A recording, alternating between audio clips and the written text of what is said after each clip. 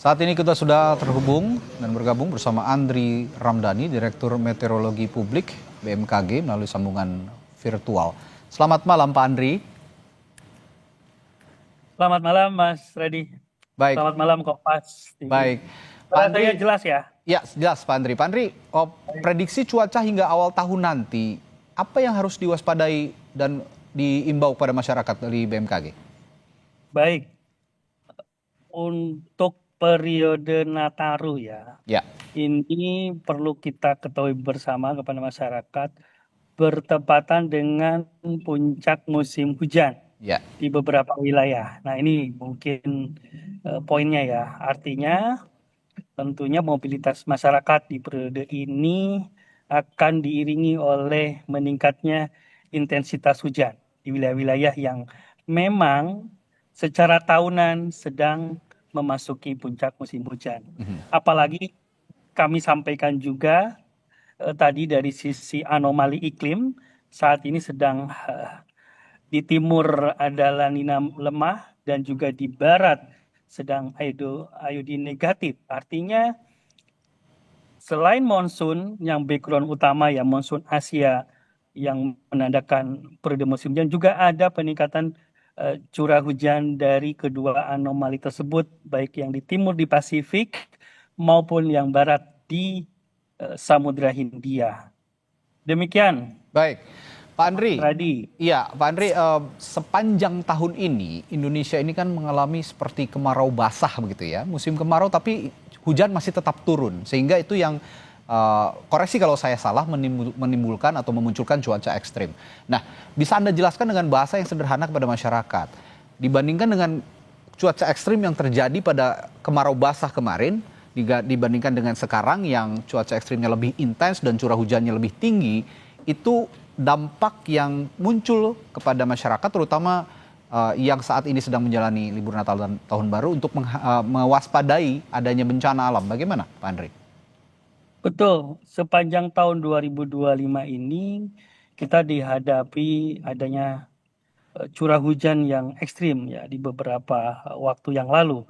Contoh di awal tahun di Maret 2025 juga sekitar Jabodetabek itu curah hujan sangat-sangat tinggi.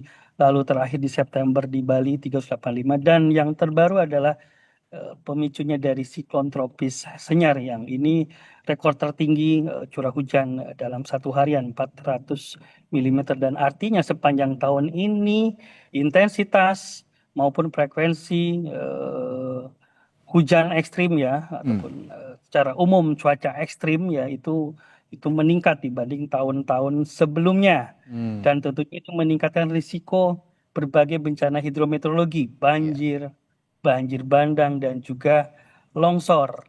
Artinya kita menghadapi tahun yang cukup berat dibandingkan tahun-tahun sebelumnya. Oke. Demikian Mas Baik. Radi. Artinya begini Pak Andri, apakah di tahun-tahun berikutnya kita akan mengalami siklus yang serupa setiap tahun dan terjadi di akhir tahun? Siklus serupa pasti iya. Jadi Oke. di Indonesia itu kan mengenal hanya dua musim. Musim kemarau dan juga musim hujan. Musim kemarau biasanya di bulan-bulan Juni, Juli, Agustus. Musim hujan puncaknya di Desember, Januari, Februari. Walaupun ada sedikit pergeseran, kadang datang lebih cepat, Oke. musim hujannya ataupun kemaraunya juga datang lebih lambat, tetapi polanya akan sama di bulan-bulan yang saya sampaikan tadi. Ya. Jadi tadi anomali iklim dan juga lain sebagainya ya dinamika atmosfer yang aktif ini tentu artinya ini yang tadi yang menciptakan variasi ya. Oke. Nah, kadang lebih tinggi intensitasnya ketika itu musim hujan atau ketika misalkan El Nino, kadang kemaraunya lebih panjang. Nah, tapi secara pola itu tetap patternnya seperti itu Mas Baik. Radi. Ya, BMKG Ya. juga sempat mengutarakan atau menginformasikan Indonesia ini di akhir tahun ini dan juga awal tahun 2026 dikepung 3 bibit siklon. Nah, mungkin juga bisa dijelaskan kepada masyarakat awam begitu. Apa bahayanya bibit-bibit siklon ini ya, sehingga kita harus benar-benar waspada, dan bisa dijelaskan karakteristik masing-masing siklon ini bagaimana Pak Andri? Baik, jadi siklon pun atau bibit siklon di wilayah Indonesia ada musim-musimnya Mas Radi dan Oke. pemirsa semua ya. Misalkan musim di utara. Hmm. Nah, utara itu biasanya dia aktif dari bulan Mei hingga Desember. Hmm. Termasuk yang kemarin Senyar kan di utara Indonesia tuh. Ya.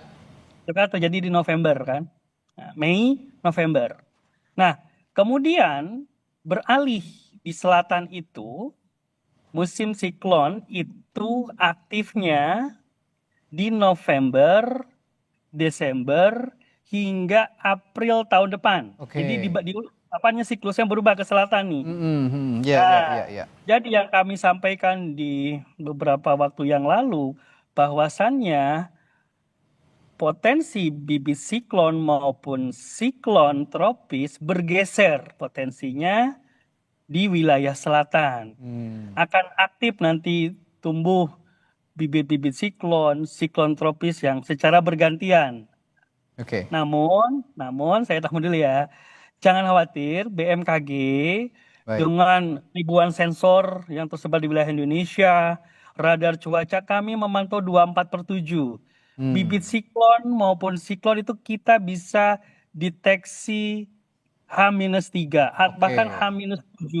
Oke. Jadi contoh, misalkan yang saat ini sedang aktif, siklon tropis Grand, ya. Saat ini ya kita announce siklon tropis Grand. Itu kan kita pantau dari mulai bibit itu 5 hari yang lalu. Oke, jadi sudah bisa tampak begitu ya?